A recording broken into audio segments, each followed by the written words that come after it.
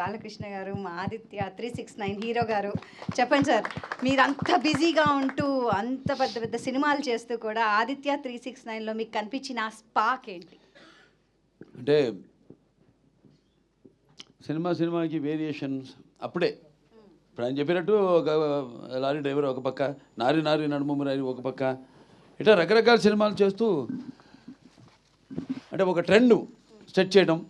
అంటే ఫస్ట్ అసలు చలనచిత్ర పరిశ్రమలో, ఈ భారత చలనచిత్ర పరిశ్రమలో ఒక కమర్షియల్ ట్రెండ్ సెట్ చేసింది ముందుగా నాకు ధన్యమైన జన్మనిచ్చి నన్ను అందరి గుండెల్లో ఆయన ప్రతిరూపంగా నిలిపిన యుగపురుషుడు. అలాగే విశ్వానికే నటన ఎలా ఉంటుందో చూపించిన నా తండ్రి, నా గురువు, నా దైవం, కారణ జన్ముడైన నందమూరి తారక రామారావు గారు. ఆయన నాకు ఇన్స్పిరేషన్ అండి.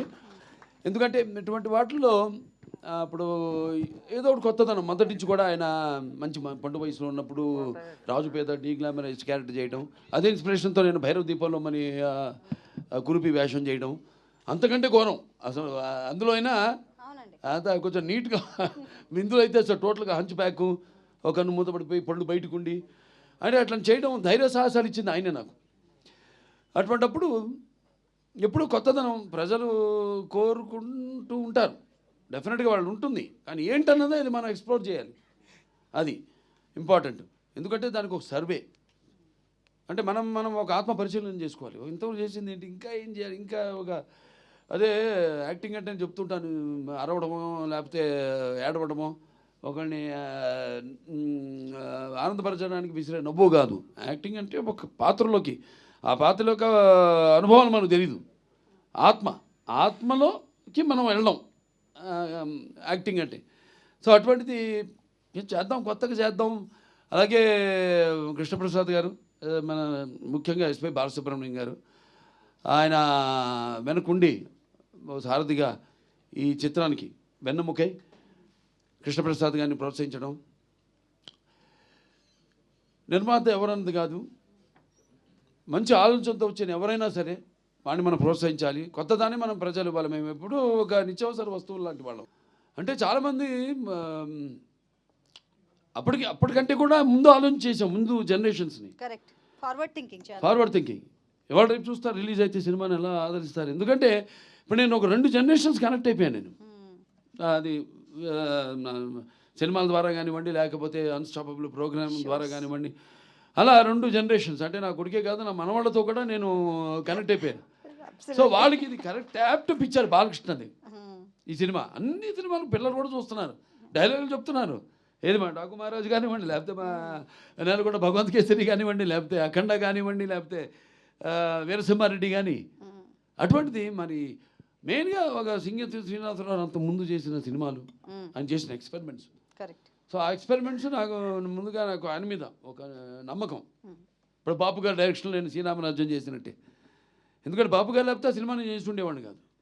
అలాగే ఇప్పుడు సింగతి శ్రీనివాసరావు ఆయన చేసిన సినిమాలు, రకరకాల సినిమాలు, అవన్నీ నెమరేసుకుని బాగుంటుంది, వెరైటీగా ఉంటుంది, చాలా బాగుంటుందో మంచి సినిమాని మనం ఇవ్వబోతున్నాం.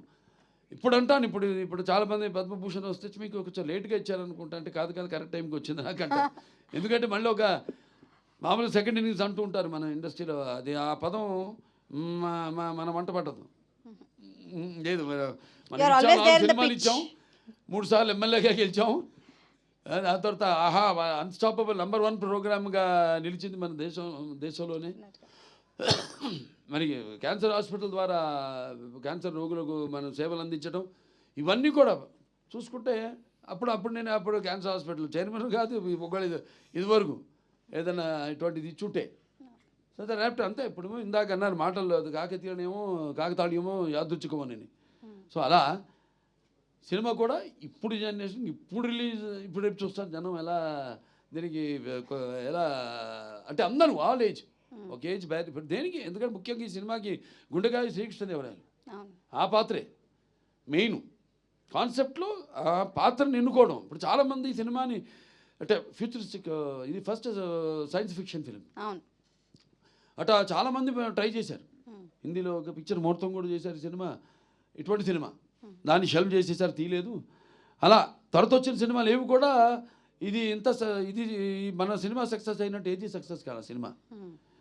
ఎందుకంటే మనకి జనం అంటే మనకి ఈ శ్రీకృష్ణదేవరాయల పాత్రని అంత అద్భుతంగా అప్పుడు నాన్నగారు కానివ్వండి, అదే నాన్నగారి మీరు ఎంత అందంగా ఉన్నారండి అసలు, ఎంత ముద్దొచ్చేస్తున్నారు అసలు. దాంట్లో అదే తెల్ల రామకృష్ణ కానివ్వండి. Very nice. సో భాష మెయిన్గా పిల్లలకి ఇప్పుడు తింటోంది మేకతోక మేకతోక మేకతోక మేకతోక మేకతోక ఇట్లాంటి భాష మీద కూడా ఇప్పుడు ఎలా అండి మన భాష మీద ఇంట్రెస్ట్ పుట్టిస్తాం కలిగిస్తాం అంటే అట్లా అని కాదు నేను చెప్పేది. ఇప్పుడు నేను చెప్పిన సినిమాలు అన్ని డైలాగులు కూడా చిన్న చిన్న పిల్లలు కూడా చెప్తున్నారు. అట్ట కాకుండా బాగా ఇంకా దానికి యాప్ట్గా అంటే అంటే నేను అనేది విజువల్స్గా ఒక కాన్సెప్ట్గా కూడా ఇప్పుడు యూత్కి అంటే ఆ తర్వాత నెక్స్ట్ జనరేషన్ ఇది మామూలుగా టీవీలో చూసిన వాళ్ళని కాకుండా లేకపోతే ఈ ఓటీటీలో చూసిన వాళ్ళని కాకుండా ఓటీటీ లేదు టీవీలో అలాగే ఇప్పుడు రేపు పెద్ద సినిమా చూస్తారు April 4th ఎలా ఉంటుందో బ్రహ్మాండంగా ఉంటుంది.